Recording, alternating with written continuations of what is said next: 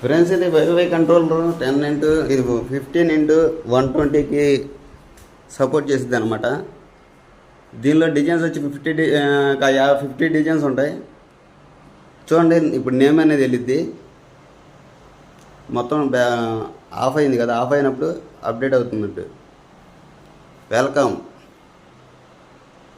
KRP pixel. నేనే చెప్పేస్తున్నా, LED. తెలుగులో నా పేరు అది. మీకు ఎంతమందికి అర్థమైందో కామెంట్ చేయండి.